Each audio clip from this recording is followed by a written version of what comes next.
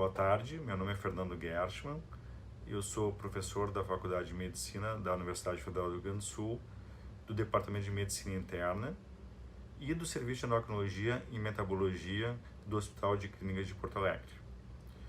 Eu gostaria de discutir com vocês a relação entre o diabetes e a epidemiologia atual do Covid-19.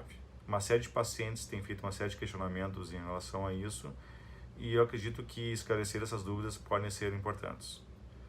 A questão primordial é se existe uma relação entre a epidemia atual do Covid-19 e complicações ou risco de aumento de mortalidade relacionado ao diabetes. Uma série de casuísticas tem sido desenvolvidas e a maior delas foi conduzida na província de Wuhan, na China, em que 72 mil pessoas infectadas pelo vírus foram analisadas. Nessa casuística, 2,3% dos pacientes que não eram diabéticos morreram da infecção, enquanto que a presença do diabetes estava associada a uma mortalidade de 7,3%, evidenciando que existe um risco aumentado de mortalidade relacionada ao diabetes. Nós sabemos que existe uma desmobilização do sistema imune na presença de hiperglicemia e que essa desmobilização predispõe ao diabético a infecções específicas. Não é à toa que em 2009, na epidemia com influenza A, H1N1, o diabetes foi considerado um forte fator de risco para a mortalidade. E dados relacionados às infecções por MERS e SARS também demonstraram um aumento de mortalidade por infecção viral respiratória relacionada ao diabetes.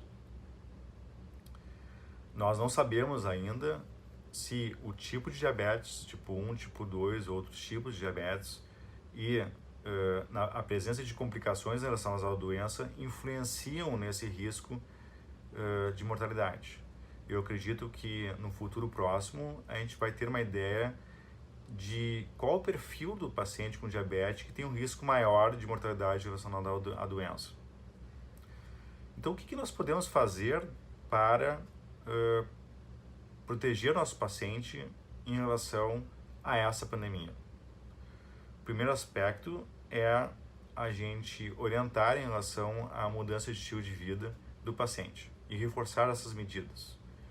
Uma série de aplicativos têm sido utilizados e que podem ser orientados ao uso dos pacientes com diabetes para incentivá-los à realização de atividade física em casa. Importante, evidentemente, que essa orientação seja realizada pelo médico que acompanha esses pacientes. O mesmo acontecendo para a mudança de estilo de vida relacionada à dieta. Nós sabemos que picos de hiperglicemia causam inibição do sistema imunológico. Então, nós orientamos os nossos pacientes da melhor condução da dieta, uma dieta pobre em açúcar refinado, uma dieta controlada em carboidratos, com substituição de alimentos para aqueles ricos em fibra e integrais, seria algo que poderia ajudar nesse momento os nossos pacientes nesse sentido.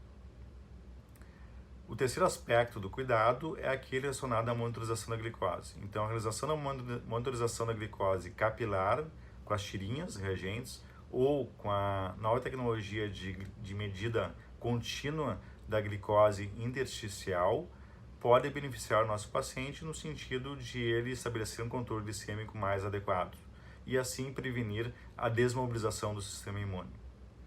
O quarto aspecto que é importante é a imunização do paciente com diabetes. Os pacientes com diabetes têm indicação formal de realização da vacina contra a gripe. A segunda vacina que também existe indicação é a vacina para a pneumonia. E nesse sentido existem duas vacinas no mercado, uma para a pneumo 23 e outra para a pneumo 13, e as duas devem ser realizadas em intervalos conforme a orientação dos institutos de saúde nacionais.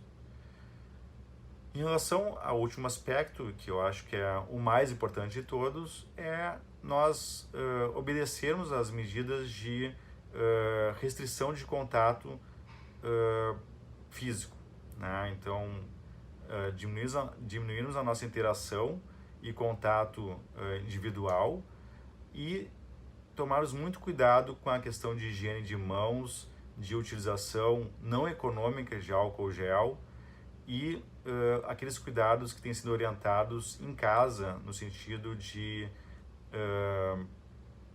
organizarmos os nossos locais em que, quando a gente precisa sair para alguma compra de alimentos ou alguma necessidade primária de vida, a gente possa limitar os espaços que, quando a gente chega em casa, nós deixamos as nossas roupas e que a gente possa, então, higienizá-las para evitar a transmissão do vírus.